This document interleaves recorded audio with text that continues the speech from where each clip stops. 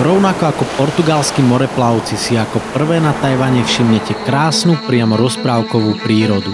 Z tohto dôvodu vtedy ostrov pomenovali ako Ilha Formosa, čo v preklade znamená nádherný ostrov. Nie sa čomu čudovať, veď je to jeden z najhornatejších ostrovov na svete. Okrem majestátnych hôr tu nájdete aj pekné pláže, horúce pramene, čajové plantáže, tradičnú architektúru, ale aj pulzujúce niekoľko miliónové mesto. Vítajte na Tajvane. Predpokladám, že väčšina z vás absolútne netuší, čo ponúka táto krajina. No a netuším to ani ja, preto sa najbližšie 3 týždne vydávam na test touto krajinou, aby som spoznával jej nádhernú prírodu, rušné mestá či kultúrne pamiatky. Tajvan leží na hranici medzi filipínskou a euroázijskou litosférickou doskou, ktoré svojimi pohybmi spojenými so sopečnými erupciami viedli k vytvoreniu ostrova. Asi bude pre vás prekvapením, že najväčšia vulkanická oblasť sa nachádza len pár kilometrov severne od hlavného mesta Taipei. Poloha na hranici dvoch litosférických dosiek má však za následok aj mnoho zemetrasení. Práve kvôli ním bude mojou prvou zastávkou mesto Taichung. Popri tradičných železniciach sa od roku 2007 Tajvan píši sieťou rýchlovlakov, ktoré prepájajú sever s juhom. Cesta nimi naprieč celým ostrovom vám zaberie len 1,5 hodiny, čo robí z tajvanských železníc jedny z najrýchlejších tratí sveta.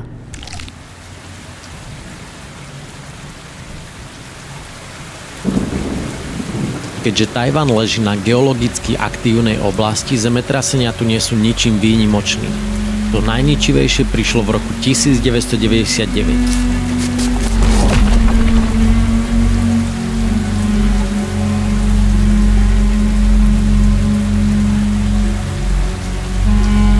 So silou magnitúdy 7,3 stupňa Richterovej stupnice vytvorilo 105 km dlhú zlomovú líniu na ostrove a spôsobilo viac ako 2000 úmrtí. Po spamätaní sa zo zemetrasenia sa vláda rozhodla vybudovať v Taichungu múzeum dokumentujúce jeho ničivé škody. Architektúra v Tajvane je vyvinutá tak, aby odolávala častým zemetraseniam a tajfúnom. Využívajú sa voči vibráciám odolnejšie materiály, zosilnené konštrukcie či zariadenia tlmiace vibrácie. Zaujímavosťou je obrovský tlmič v najvyššej budove ostrova Taipei 101, ktorý eliminuje pohyby budovy a je najväčším a najťažším svojho druhu na svete.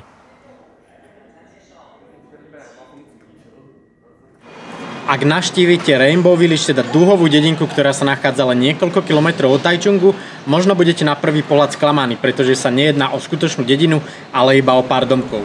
Za jej vznikom však stojí tak nádherný príbeh, že určite sa vám bude páčiť. Dedinka je dokonalým príkladom, akú ohromujúcu silu môže mať umenie. Bývalý 86-ročný vojnový veterán v pokoji užívajúci si dôchodok jedného dňa dostal list s nariadením, aby po 37 rokoch opustil svoju dedinu z dôvodu výstavby. Nehodlal sa s tým zmieriť a zo smutku začal malovať.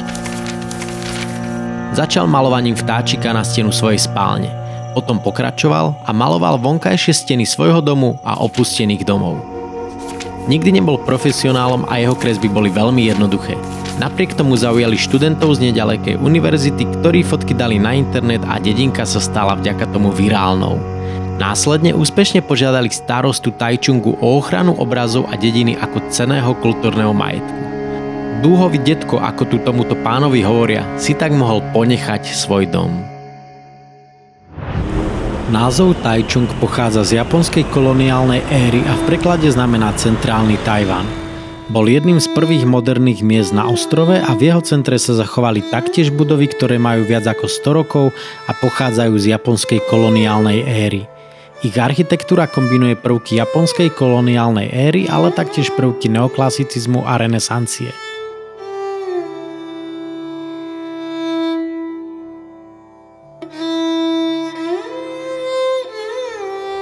Presúvam sa ďalej a na občerstvenie si kupujem Milk Bubble Tea, ktorý práve pochádza z Taichungu, čiže Taichungu môžeme vďačiť za tento nápoj. Na ďalšie miesto sa presuniem autobusom. Hallo, Sunmoon Lake? Kúpite si čipovú kartu, kde si nabijete kredit a následne všetky autobusy platíte prostredníctvom tejto karty. Ni hao.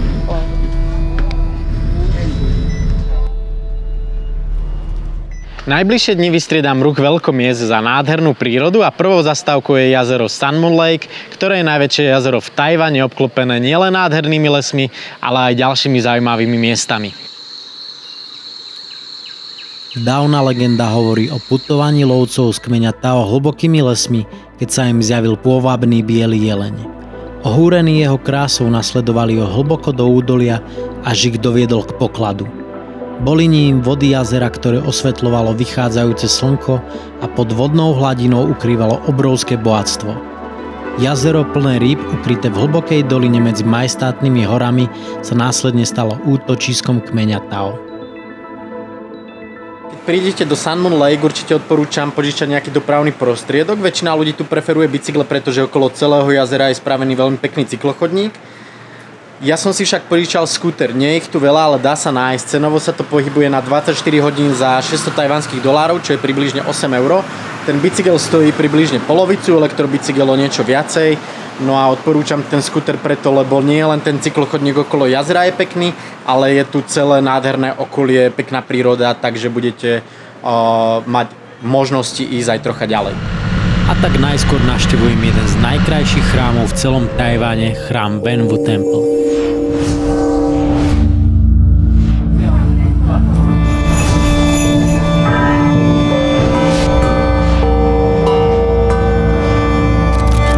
Následne miesto, ktoré sa nachádza nedaleko a na ktoré som sa z okolia Sun Moon Lake tešil najviac. Jednou zo zaujímavostí Tajvanu je to, že dodnes tu žije 16 pôvodných kmeňov, v ktorých je narátaných viac ako 500 000 ľudí.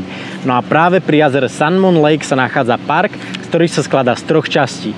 Jedna je zábavná časť s nejakými horskými dráhami, druhá je dedinka, v ktorej si viete pozrieť, ako vyzerali pôvodné obydlia a kultúra týchto obyvateľov, a tretia sú botanické záhrady. Tak poďme sa na to pozrieť. Nakoľko som sem neprišiel kvôli tejto zábavnej časti, čo najrýchlejšie ju prebehnem a pokračujem k dedinkám, ktoré by som prirovnal k našim skanzenom. Aby ste sa dostali k dedinkám, tak musíte prekonať niekoľko stoviek metrov. V cene máte ale taktiež túto lanovku, takže ideálne za mňa je hore sa ňou vytiahnuť a potom tie jednotlivé dedinky už budete prezerať po ceste dole.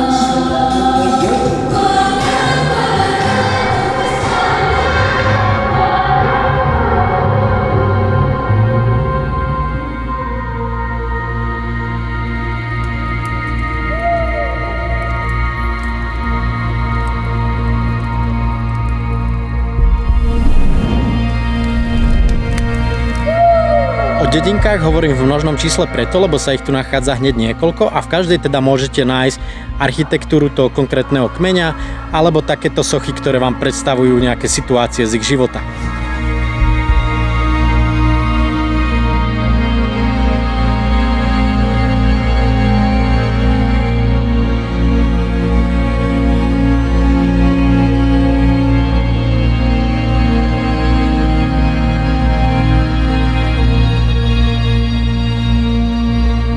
Všetky objekty, do ktorých môžete vojsť, nie sú originálne stavby, ale boli vybudované na základe skutočných nálezísk, ktoré boli objavené väčšinou v 19. storočí.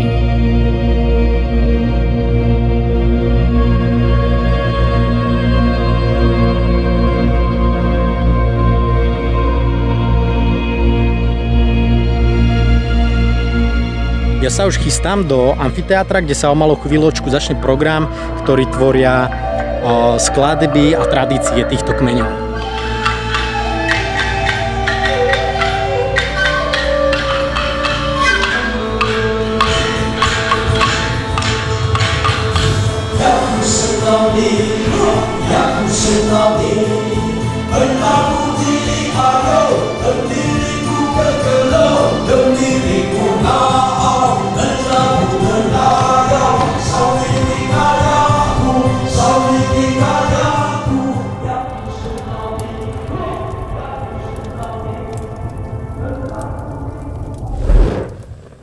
Jazero Sun Moon Lake má ako keby dve centrá, jedno sa nachádza na severe, druhé sa nachádza na juhu, je to toto s názvom Itatao, no a večer s príchodom tmy sa na uliciach rozprestre strašne veľa stánkov so street foodom, no a zaujímavosťou je to, že každý jeden kmeň v Tajvane má svoje špecifické chute, špecifické koreniny, špecifické jedlá a tak môžete všade ochutnávať niečo iné, takže poďme na to.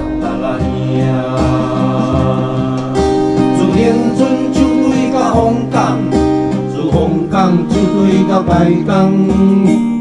Typické tajvanské hamburgery sa plnia do akejsi knedličky. Tieto tu nájdete naplnené do tofu. Aj tam kyslá uhorka, čerstvá uhorka, cibulka, opekaná cibulka a koriander, ktorý tam má dosť výraznú chuť, ale keďže koriander milujem, tak musím povedať, že veľmi dobré. Ďalší chod, špís diviaka, cuketa a od domácich som odkúkal, že k tomu ešte hryskajú cesnak. Diviak trocha tvrdkavý, ale čelo dobré. Máme tu dezert a ním je akýsi grillovaný rýžový špís s kondenzovaným mliekom a čokoládou. Tá rýža má z vrchu takú krustu a chutí to úplne ako burizóny, ktoré som nejedol asi 15 rokov, ak si ich pamätáte. Dezertík prima. Ďalší deň vyrážam skútrom na, myslím, že to kľudne môžem nazvať aj expedíciou.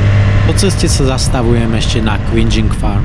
Toto miesto nebude pre Európánov asi ničím zaujímavým. Ale veľmi obľúbené pre miestnych, pretože sú tu dve zaujímavé veci. A to, že tu chovajú ovce, z ktorých majú miestni dosť veľký zážitok, alebo celkovo Aziati. Druhá vec je, že sa nachádza vo výške 1800, takmer 1900 metrov a sú tu naozaj že pekné scenérie, zelené trávnaté lúky, kde sa práve tieto ovce pasú.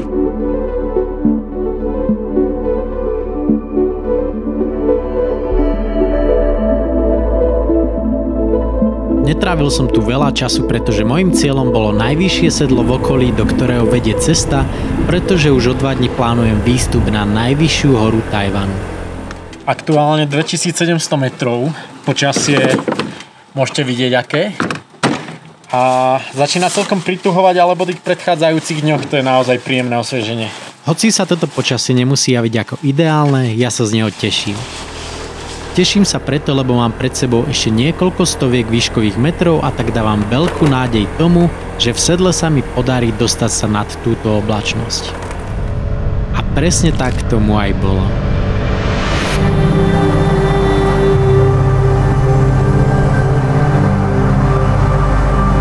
Úspešne sa mi podarilo dostať do takmer 3300 metrov, nejaký 3275.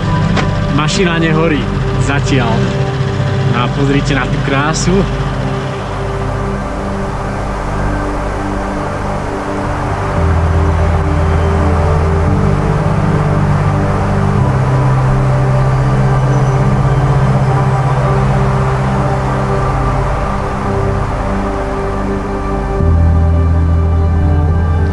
Najvyššia hora Tajvanu s výškou takmer 4000 metrov môže ľuďom nezvyknutým na takéto výšky privodiť výškovú nemoc. Možno by sa vám mohlo zdať, že oddychujem, ale ja aklimatizujem a pripravujem sa na túru. Pre aklimatizáciu nemusíte podávať žiadne športové výkony. Stačí sa pred výstupom držať v podobných nadmorských výškach. Veď aj pri tom, keď ležím, mám poriadne vysoké tepy. A čo je krajšie ako tráviť hodiny pri takomto prírodnom kine. Takže tu budeme sedieť čo najdlhšie, asi až do západu slnka a potom vyrazím na cestu späť.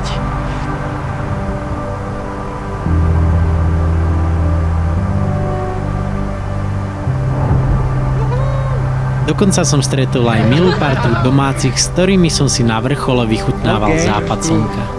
Šeše.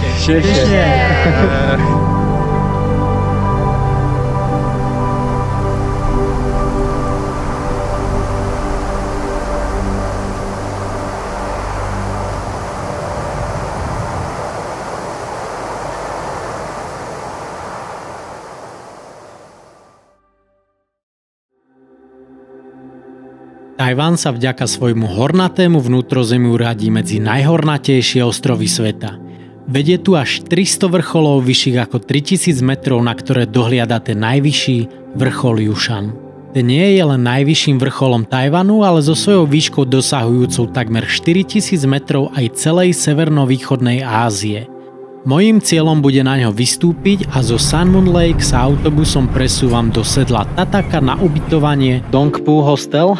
Ten je typickou horskou chatou so spoločnou nocľahárňou a spoločnými kúpeľňami. Ak Yushan plánujete zdolať v rámci jedného dňa, práve toto bude vaše štartovacie miesto. K výstupu na Yushan budete potrebovať permit a na výber máte výstup jednodenný alebo dvojdenný s nocľahom na Payun Lodge, ktorý sa nachádza len 2,5 km od vrcholu. Pre túto verziu však musíte o permit žiadať niekoľko mesiacov vopred. No a z tohto dôvodu ja absolvujem túru jednodennú. Aj na ňu musíte o permit žiadať minimálne 5 dní pred výstupom a musíte sa dostať do limitu 65 ľudí, čo je kapacita pre každý deň.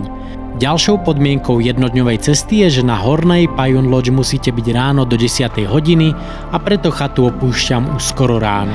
Takže je príjemných 2:30 ráno a vyrážam na najbližších a neviem koľko hodín šlapať. Dnes ma čaká viac ako 30 km a prevýšenie približne 1,5 km. Je 5:30, akurát začína svitať, otvárajú sa tiež prvé výhľady.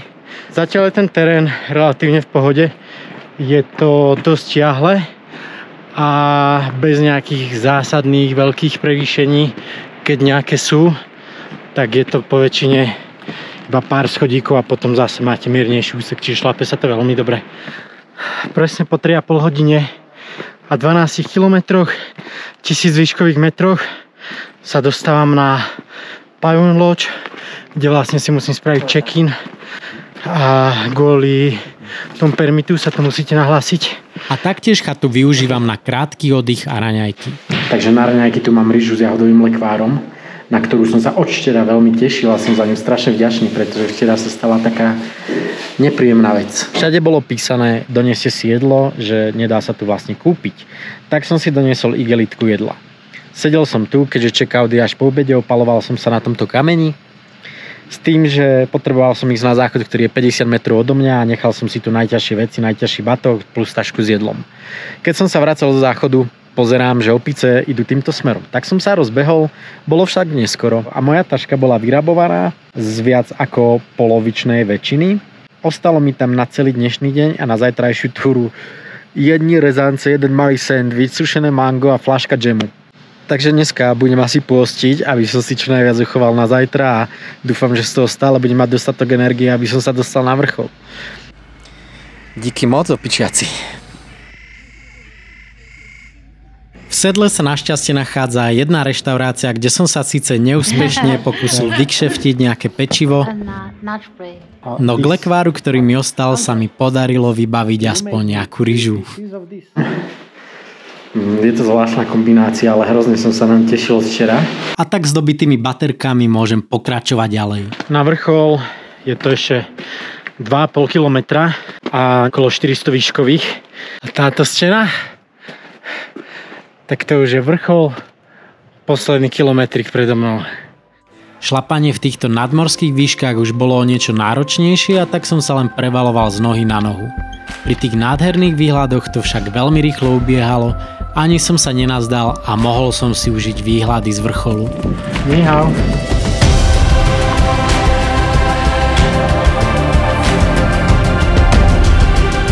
Zo spodnej úplne sme Jušan v ten deň plánovali zdolať len ja a jeden pán, s ktorým sme sa stretli pri odchode. Are we going to Jušan? Yes. Okay, so see you on the top. Good luck. Veľmi ma prekvapilo tempo, ktorým tento pán kráčal. Celý čas som hľadal za chrbtom, aj keď som išiel strašne rýchle tempo a teraz na vrchole prišiel iba chvíľku po mne.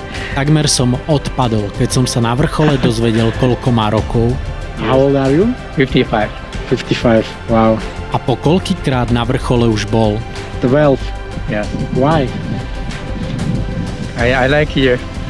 Yeah, I hope I can visit here every year. A tak sme sa dohodli, že sa tu opäť stretneme o 20 rokov a spolu si užívali tie nádherné výhľady zo strechy Tajvanu.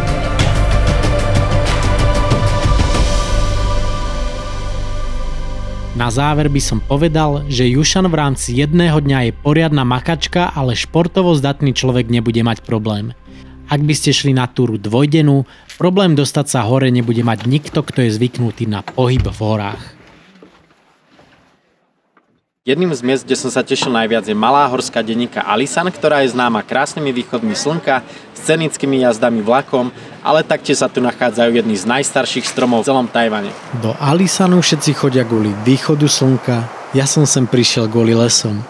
Lesom, kde rastú vzácne endemické stromy. Keďže Alishan je taká pomerne roztrúsená dedinka, tak sa viete po nej pohybovať buď malými mikrobusmi, alebo takýmto romantickým vláčikom, ktorý ide naozaj cez krásne scenérie. Netreba však zabúdať na to, že sa tu nachádzate v horskej oblasti, kde sa počasie môže veľmi rýchlo zmeniť.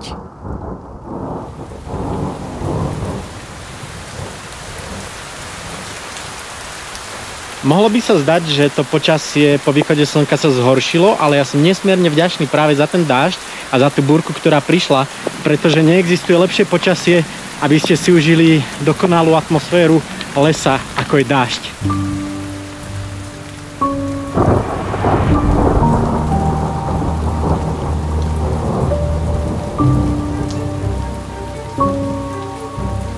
Krátky okruh pomedzi vzácne miestne endemické stromy typu Formosan Cypress je pre mňa najkrajšou časťou Walisanu. Stromy, ktoré nerastú nikde inde na svete, sú charakteristické svojou širokou korunou, šupinátou hnedočervenou farbou a dlhovekosťou, keď môžu mať až niekoľko stoviek rokov. Tieto za mnou majú vek 500 až 600 rokov a sú obrovské. Stále to neboli tie najstaršie stromy, ktoré sa tu nachádzajú. Niektoré jedince tu žijú už viac ako 1000 rokov a tie najstarší dokonca viac ako 2000.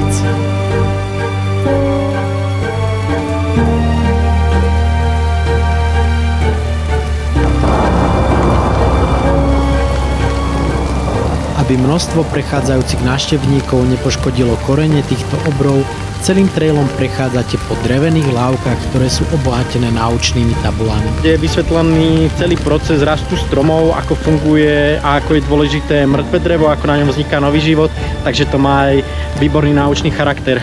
Tu za mnou máme najlepší príklad, aký som v živote videl toho, ako stromy rastú na odumretých zvyškoch svojich predkov. Tento takmer už hnitý pén dole má vek približne 1500 rokov, no a keď zomrel, padol, tak na jeho zvyškoch z jeho organických látok začala rásť druhá generácia, ktorá rastie vlastne tuto hore a vtedy ešte cez celý peň začala korene púšťať pomaly až do zeme. No a neskôr po odumretí druhej generácie sa hore opäť na organických zvyškoch druhej generácie začala rodiť tretia generácia, ktorá zapúšťala korene potom už tuto vzadu opäť do zeme. Krásne spolužitie 3 generácií. Hoci som bol totálne premočený, bol som z celého dňa nesmierne šťastný a po ceste na hotel mi bol dopriatý ešte aj takýto nádherný západ slnka s neuveriteľným svetlom. Mesto Tainan je bývalé hlavné mesto a zároveň najstaršie mesto na Tajvane s viac ako 400-ročnou históriou.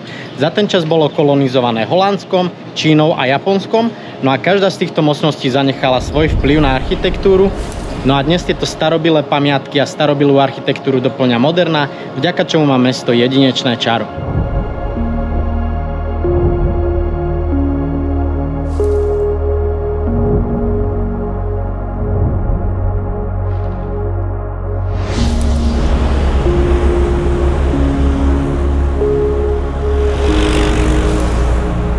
Pôvodne som sa v tomto meste plánoval zdržať len na jeden deň po ceste na juh ostrova. Po rušných mestách, ktoré som navštívil predtým, som mal dojem, ako keby sa tu zastavil čas. Tainan na mňa urobil dojem svojim šarmom, pokojom, zelenými parkami a tých berúcou zmesou architektúry.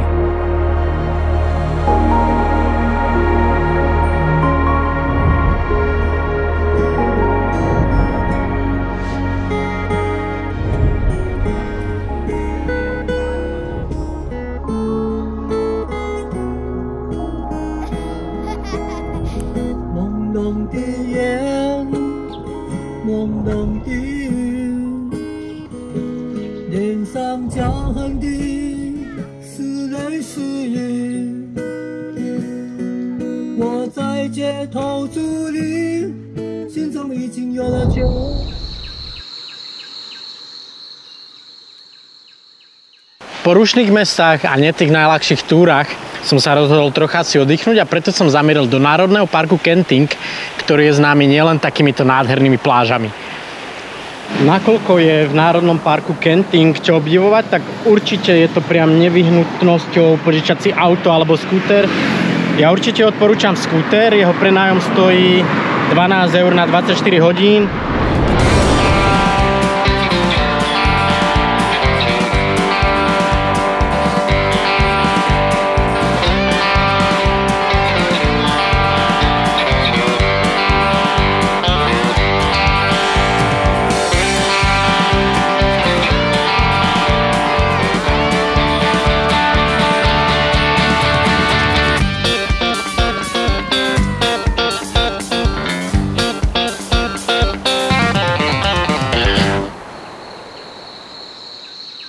Tak ako som spomínal, Kenting nie sú iba pláže.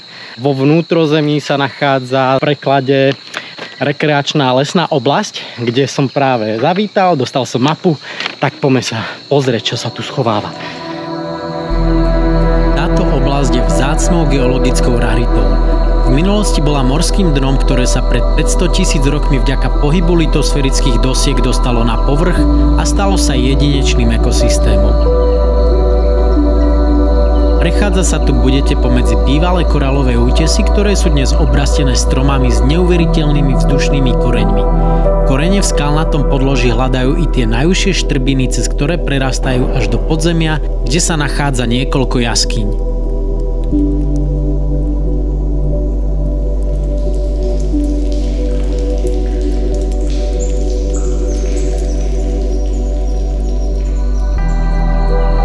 Ako toto územie vyzeralo pred 500 000 rokmi, keď bolo ešte pod morskou hladinou, môžete vidieť v Národnom múzeu morskej biológie, ktoré sa tu taktiež nachádza.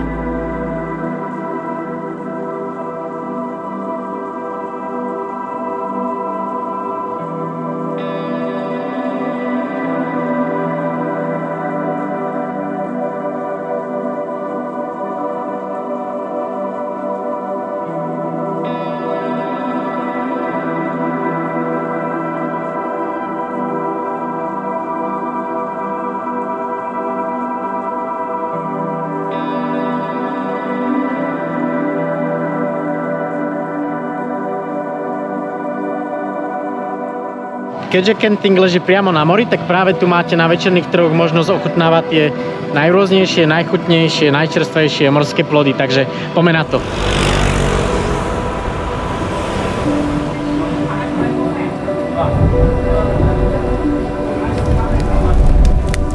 Prvý chod tu máme grillovaný kalamár.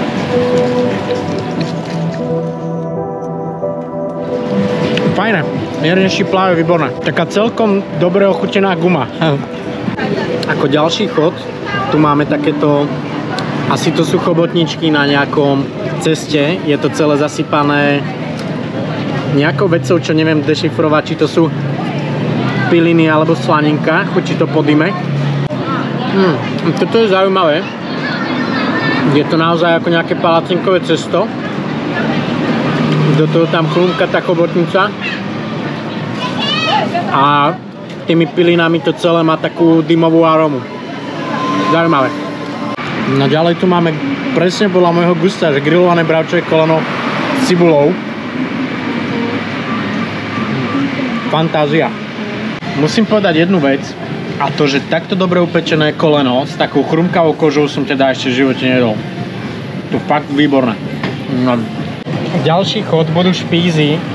Máme tu viedle rôzne druhy mesa a kadečoho vnútornosti zeleniny. Naberete si to do košíčku a potom vám to pripravia. Takže tu máme kurácie žalúdky, kurácie srdcia, toto je asi hovädzie, kuráci špíz, paprička, mihal.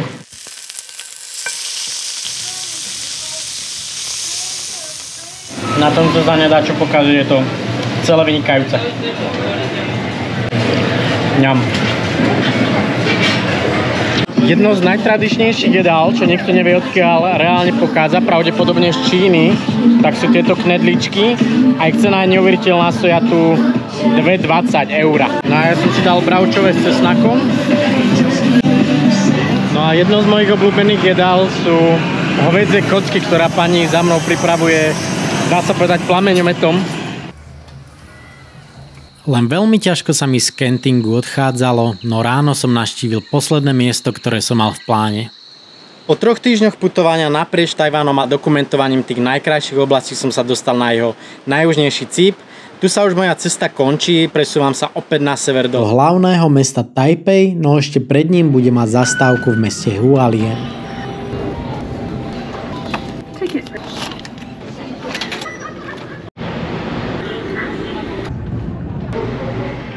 V meste som si požičal skúter a čakalo ma 80 km cesty šialene nádhernou krajinou popri kaňonoch Toroko až do najvyššieho sedla. Musím povedať, že z tejto lokality mi doslova padla sánka a pre mňa osobne to bolo jedno z miest, ktoré na mňa v Tajvane zanechali najväčší dojem.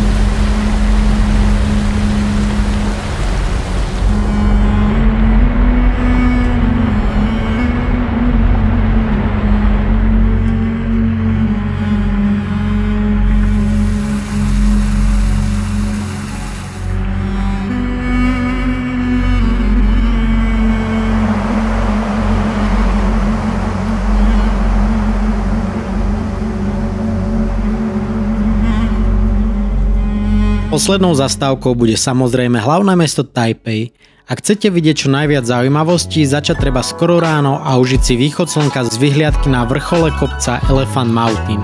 Následne si pozrieť budovu prezidentského ofisu, ktorá pochádza už z japonskej koloniálnej éry, či pamätník vybudovaný na počesť Chiang Kai-sheka, ktorý je zas architektonicky najkrajším komplexom v meste. Na západ slnka vybehneme na vyhliadku v kedysi najvyššej budove sveta, Taipei 101, a večer strávime ochutnávaním špecialít na nočných trhoch. A je to ozaj fantastické. Nakoľko môj výlet po Tajvane sa dostal do svojho záveru, tak z týchto večerných trhov mi neostáva už nič iné, ako sa s vami rozlúčiť. Preto pevne verím, že videá sa vám páčili a namotivovali k tomu, aby ste si túto nádhernú krajinu prišli vychutnať aj na vlastné oči. Ahojte opäť niekedy na budúce.